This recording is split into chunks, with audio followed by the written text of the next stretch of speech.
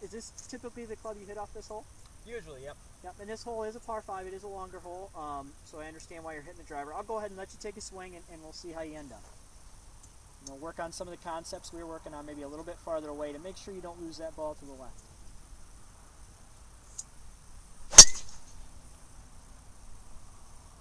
Pretty good ball there. Okay.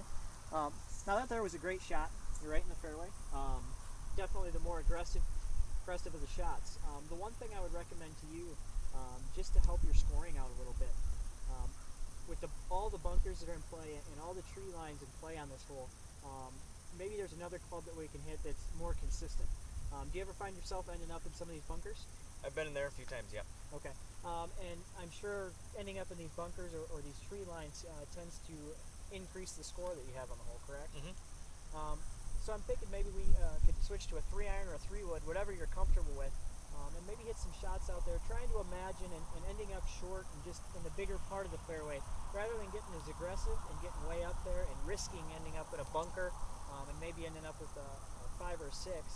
Maybe we can hit a shorter club, lay up to a good distance, use some of those techniques we worked on with the 100-yard shots, some of the half swings, hitting different clubs, getting a little closer, and then using some of those putting drills we worked on and knocking down some of those putts. Yeah. Okay? So let's try switching clubs and try a little different club from here. All right. Watch you roll 3 putts from there, and what we're going to do here, this drill is kind of designed to help not only alignment but our speed control and see what speed does on where we aim. Okay? So we have these tees lined up. What I want you to do is on the first couple putts, I want you to try to miss on the high side or the left side of these tees and get it close to the hole. So you're just trying to keep it left of those tees and see where it ends up in relationship to the hole. Okay, so we're a little below on that one, but then we also saw, if you notice, the ball ended up a little right. So we need to keep it outside of this line here, so left of those tees. Very good. Let's do it again.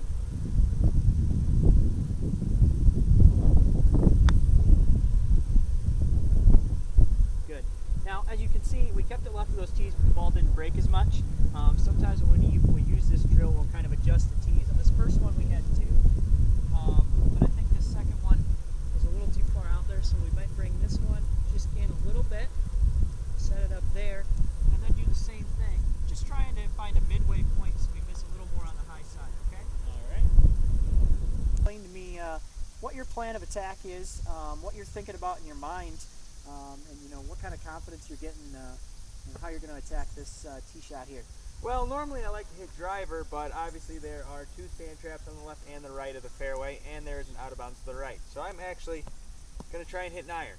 Okay. Try and play it a little bit safer, give myself a little bit more control, and try and avoid all the hazards out there. Okay, and this is a shorter hole. We can already see the 150-yard marker there. Yep. About a 330-yard hole, and it's a par 4, so it is a pretty short hole. So I like this decision on taking the iron.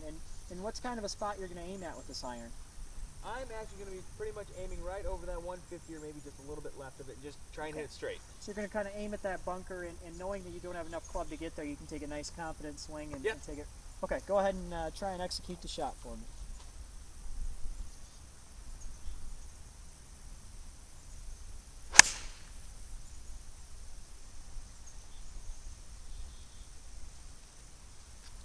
It looked like a pretty good shot, maybe a little left of our target, but it was drawing back to where you wanted to.